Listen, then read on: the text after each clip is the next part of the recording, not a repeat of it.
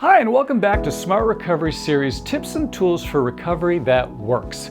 I'm glad you tuned into last week's episode, where we went over the ABCs of coping with urges.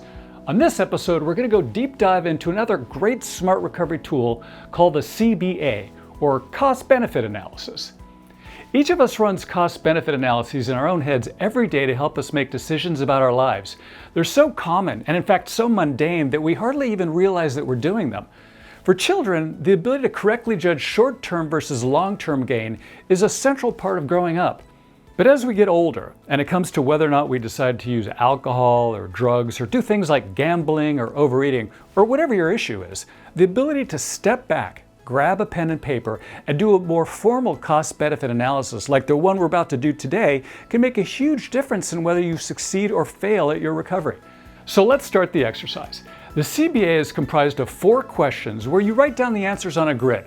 The first question asks, what are the advantages of using or doing your substance or behavior of choice?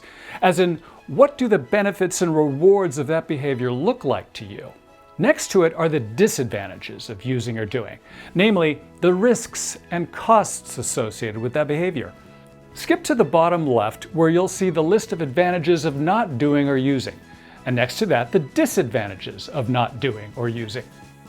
So now let's just fill in your CBA. It works for any substance or behavior, but today let's just go with alcohol as an example. Some of the advantages of drinking alcohol could be general sense of euphoria, happiness, less social anxiety, your worries just disappear, you feel funnier, looser, hipper, trendier, smarter, sexier, and for all intents and purposes, pretty invincible. But now the disadvantages, like a massive hangover, embarrassment about the crazy things you said while you were feeling so funny and invincible, the fact that you can't remember most of the evening, or driving home drunk and endangering innocent people. Oh, and let's not forget the damage that you're doing to your liver. Take a moment to look at the answers on the top row. I mean, quite a stark contrast between advantages and disadvantages, right?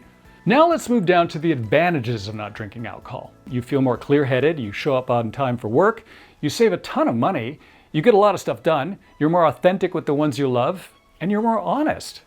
And in the last quadrant, list the disadvantages of not drinking. Maybe your friends think you're uncool for not partying with them. You don't get that escape from reality that alcohol sometimes gives you, or a break from the problems of social anxiety or just general anxiety. Or maybe it costs you a business deal or two because you weren't able to wine and dine your customers. Okay, now that you're done filling in the CBA, take a step back and see what your answers can actually tell you. One of the biggest and most obvious takeaways from the top row is that the advantages of drinking are temporary, very short term, and in many cases, totally imaginary. Euphoria? It's totally short term. It ends when you fall asleep. Your anxiety probably comes back the second you wake up. Worries too. Were you really funnier last night, or did you just think you were funnier because you were all drunk? All those feelings of being sexier and trendier and whatever, they're all imaginary and short term. They evaporate as soon as you sober up. Now, in stark contrast, the disadvantages of drinking are quite tangible. They're not imaginary at all, and the effects are definitely longer term.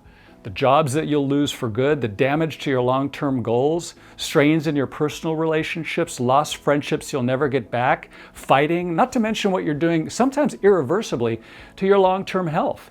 And the big balance between long-term and short-term takeaway continues on the second line, albeit in reverse.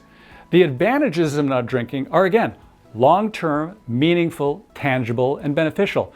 A better, longer-lasting, more lucrative career, meaningful, real, and authentic relationships built on trust instead of lies.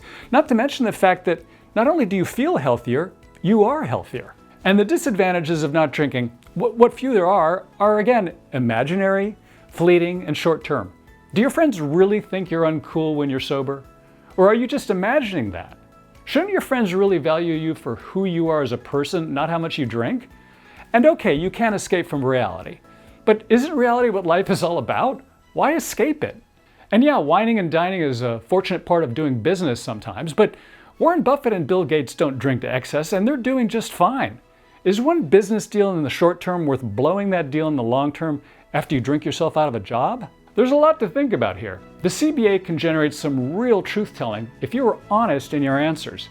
There's much to be said for looking at the costs and benefits of your behaviors in such stark, objective terms, especially right there on paper. What the CBA can also help you with is a preview of all the great things you have to look forward to by not drinking or using. Internalize those long-term benefits. Strive for them. Make them the guideposts in your road to successful recovery. And inversely, remember all the consequences that you'll suffer if you do continue drinking or using. Internalize them too. They're the red flags. Those are the warning signs that will help you avoid relapse and continually stay motivated to win. Hey, I hope these kinds of smart recovery exercises really help.